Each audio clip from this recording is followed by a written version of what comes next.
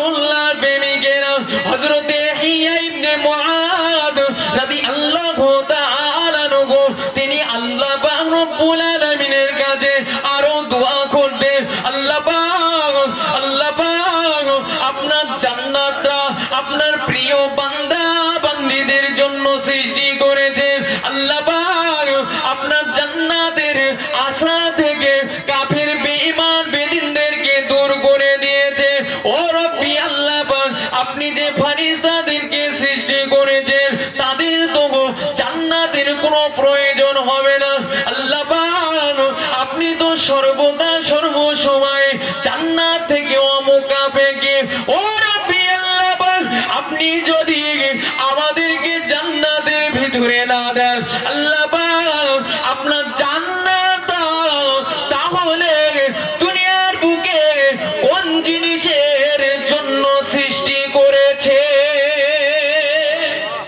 আল্লাহ বলছে, আল্লাহর বান্দা হযরতে ইয়াহইয়া ইবনে মুআজ রাদিয়াল্লাহু তাআলা আনহু বলছেন, আল্লাহ আপনি যে জান্নাতটা সৃষ্টি করেছেন ওই জান্নাতটা আপনার ফেরেশতাদের জন্য তো সৃষ্টি করি না, ওদের কোনো দরকারও নেই।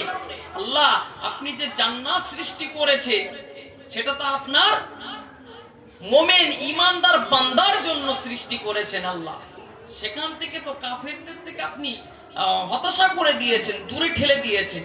আল্লাহ জান্নাতের আপনি তো জান্নাতের অমুখাপেক্ষী, আপনারও তো জান্নাতের প্রয়োজন নাই। আল্লাহ তাহলে আপনি যে এত সুন্দর নিয়ামত জান্নাতের ভিতরে সৃষ্টি করেছেন আল্লাহ তাদের জন্য করেছেন, আপনি যদি আমাদেরকে জান্নাতে না দেন, জোরে বলুন না সুবহানাল্লাহ।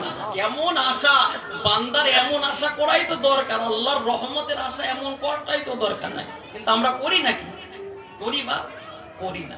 আল্লাহকে ভয় করতে হবে, প্রথমেই বলেছি, আর আজকে আমার ভূমিকা ওইটা, আল্লাহকে ভয় করতে হবে। হযরতে ওমর ফারুক রাদিয়াল্লাহু তাআলার নাম শুনেছেন তো আপনারা? ইসলামের যিনি দ্বিতীয় খলিফা ছিলেন, ইসলামের যিনি দ্বিতীয় খলিফা ছিলেন। কেমন খলিফা ছিলেন? যখন তিনি খলিফা হলেন গরিব অসহায় মানুষদেরকে খুঁজে খুঁজে বার করতেন সাহায্য করার জন্য, ক্ষুধার্তদেরকে কি করতেন? খাওয়াতেন।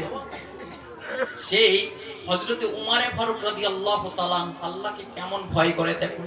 তিনি যখন বিছানা সজ্জায় শায়িত, ওই সময় হযরতে আব্দুল্লাহ ইবনে আব্বাস রাদিয়াল্লাহু তাআলা আনহু